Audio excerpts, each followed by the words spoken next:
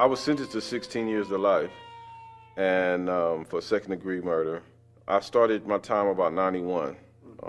My crime was actually committed in 89, but I was out on bail, this and that, in the county. So my time actually started in February 1991.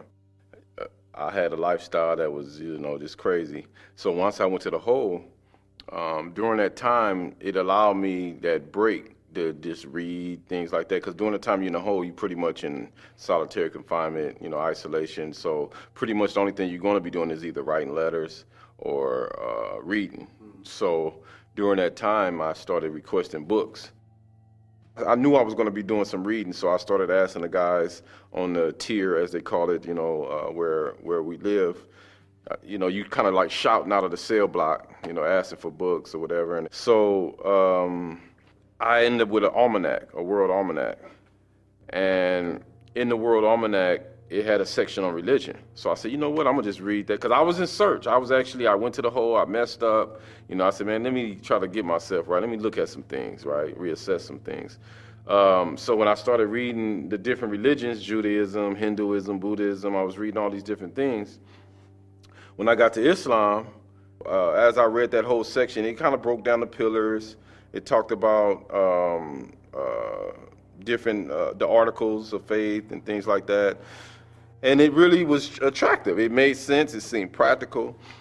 So after I completed reading this, I said, this is it. So I immediately got up and went to my cell door and started yelling out the tier, telling the staff, the state, workers, that I need a Quran. After I got maybe through the first couple of chapters, halfway through Surah Baqarah, the second chapter of the Quran, I knew I was going to be Muslim. I just got up and I yelled out the tier, because there was a few guys I'd been communicating with on the tier there. I said, from here on out, I'm a Muslim. Just so y'all know I'm a Muslim. And they was like, okay, whatever, I was in a prison in Kalinga.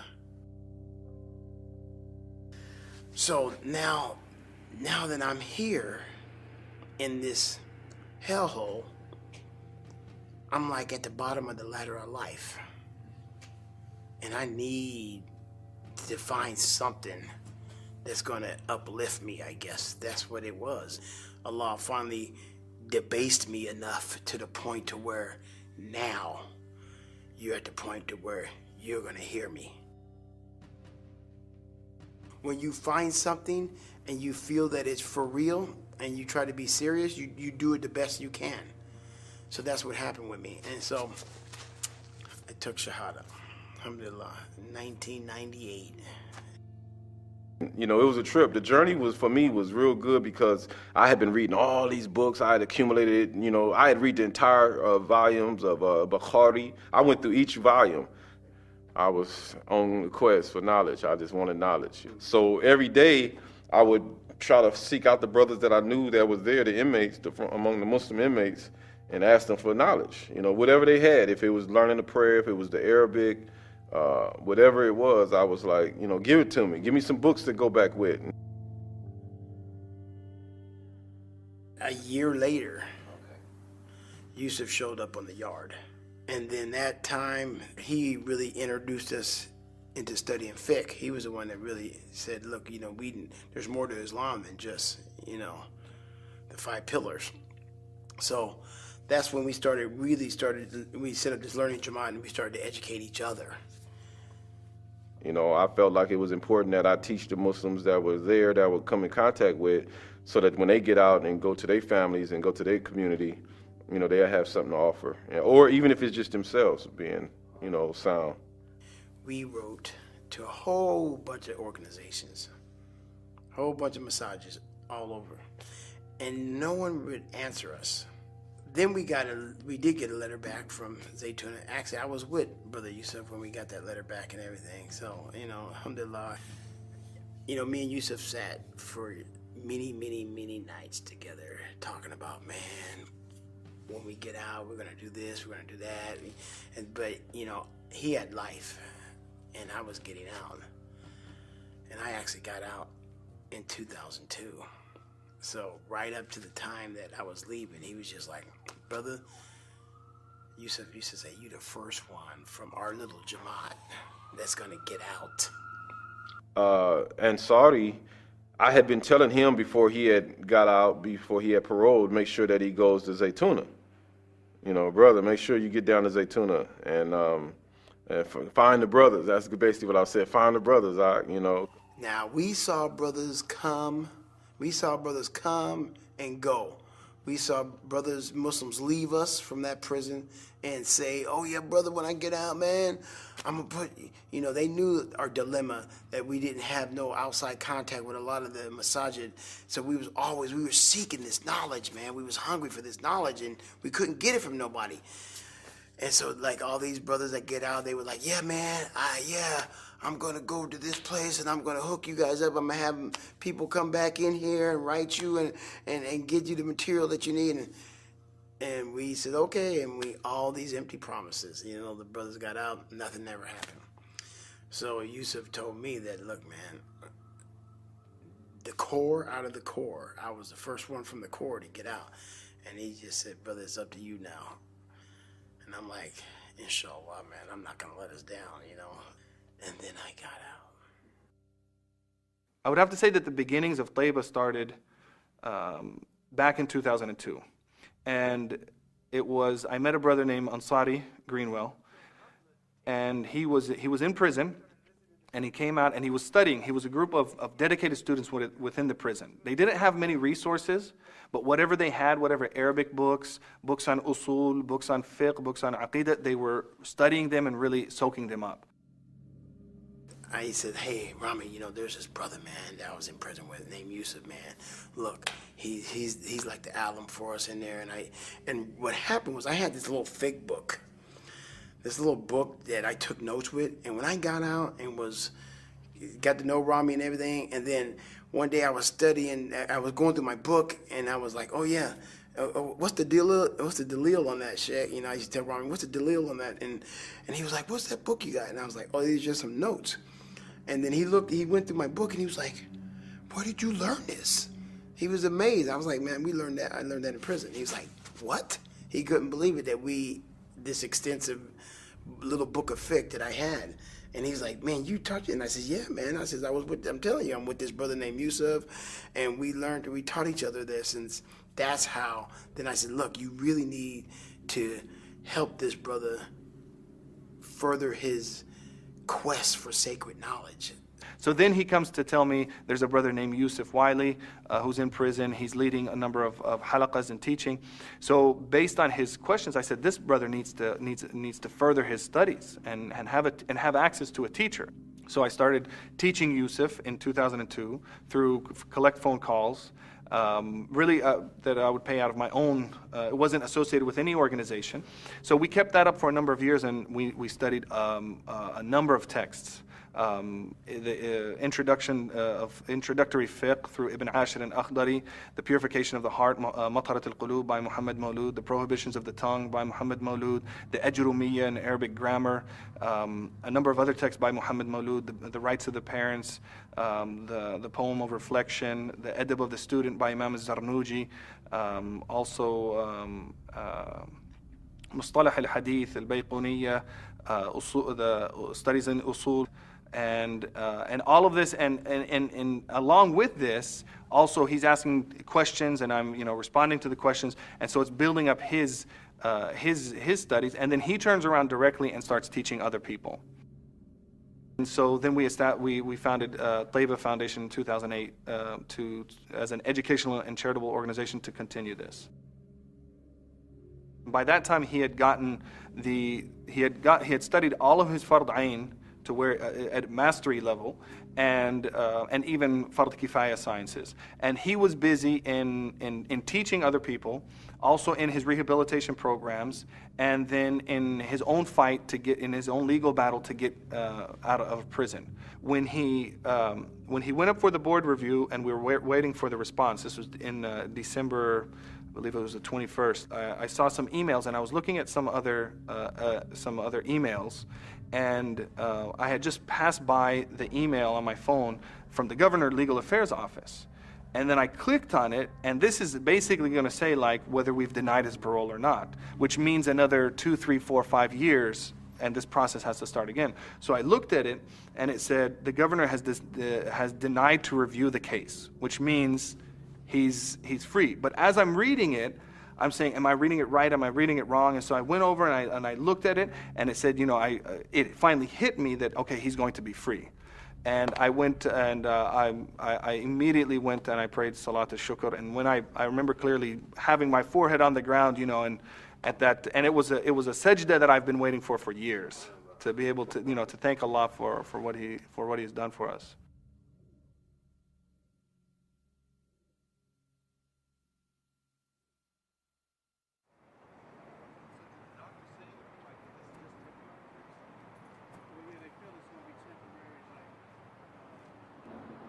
Allah, there he is. Allahu Akbar.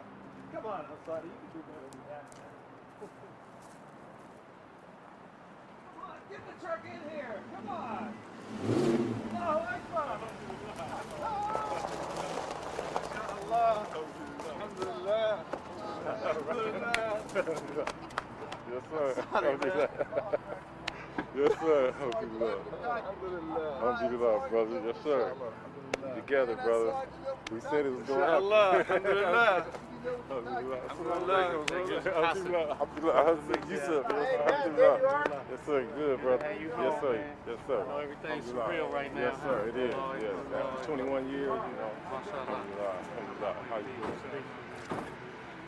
How was the ride looking at the new cars? Oh, yeah. It's definitely, how you doing, sir? How you doing, sir? All right. Good to see you. Good, good. How you doing, sir? Carl. All right. Yes, yes.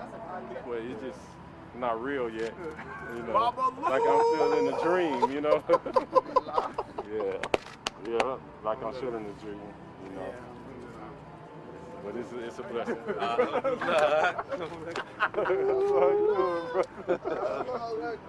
Man, you ain't changed a bit. Just a little bit more great. Yeah, a little more great, that's it. 21 years later, you know, man, How does it feel walking Alhamdulillah, into it like just just feels- like driving around in the city, driving to Berkeley Bowl with Ansari? yeah, it's no words for it. There's really no words for it. Yeah, it's no words for it. You know what I mean? I think that once I sleep and wake up, make sure I don't wake up inside Avenal State Prison. No, you're You know gonna what beat I'm you saying? right here, man. Hey, you know what? How does it feel to look like out at a big green field and I know know, that you're huh? not in a I know, huh? no well, Grass, there's period. some barbed wire right there I though, know, that's razor okay. wire. Grass though, we didn't have You grass. didn't have grass? We didn't have grass. We only had dirt. Wow. So how long has it been since you've seen grass? It's been a while. How about trees? It's been a long, long while. Trees, yeah. I wanted to touch some trees too when I was over in the van before. Did they let you? No, I didn't get a chance to get out. Yeah. That's a redwood. They have a smell? Not really, huh? Wow. This is it. Yusuf made a vow. He made a vow with Allah. He said, he later told me this, but he made a vow with Allah that he said, "Oh God, if you get me out of prison, release me from prison, I will dedicate myself to serving the community every single day." And he means the community, humanity, not just the Muslim community, but the human community, every single day. So since he's been out, he's been involved in a number of projects, and with us, he dedicates a lot of time helping the Tayba Foundation in our distance education course, because there's a lot of other Yusufs out there, and there's a lot of other potential. And there's one thing that always amazes me about the prisoners, the inmates, is the amount of potential that they have.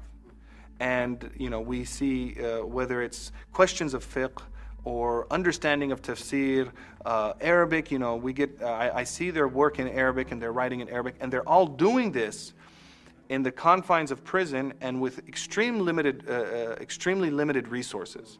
So, what we want to do is replicate the model. So whereas it previously was myself, one person, teaching one student or 2 or 3 students, we want to be able to have a team of teachers teaching hundreds of students. A promise is big in Islam. So if you didn't do something, and you didn't rectify, you just let the weeks go by. You know what? I never took mom to the store that day, and blah blah blah.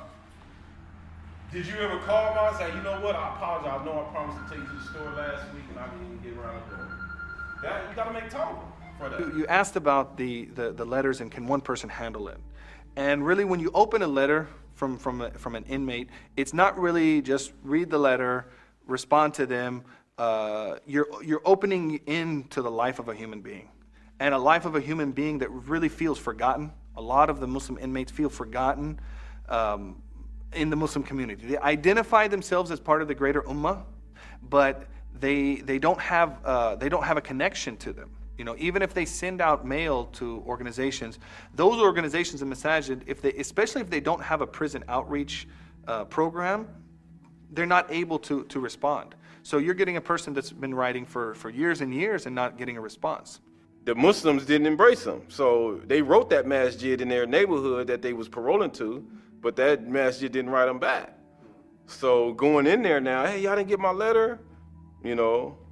They not, see what I'm saying? There's this distance, this disconnect.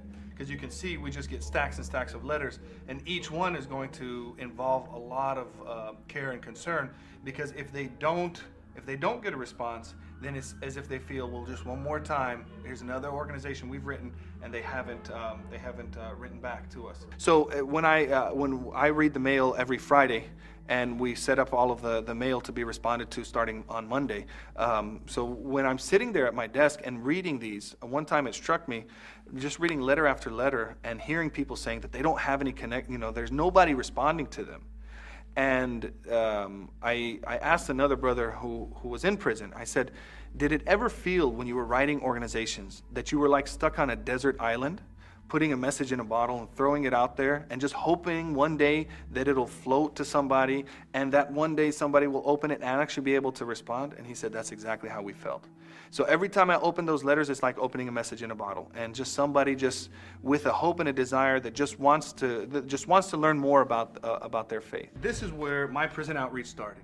And starting getting all the letters, I started getting so many letters. You can see, even with my filing, it just got too much for me to handle. And these letters, this is letters from Yusuf going back to 2003. And then Yusuf's letters and correspondence with me became so much that I actually had to have binders just for him. But I wanted to read one letter that, and it just kind of sums up what a lot of people feel, because at the end of the day, these are human beings. At the end of every one of these files, at the end of every one of these letters is a human being with a heart, with feelings.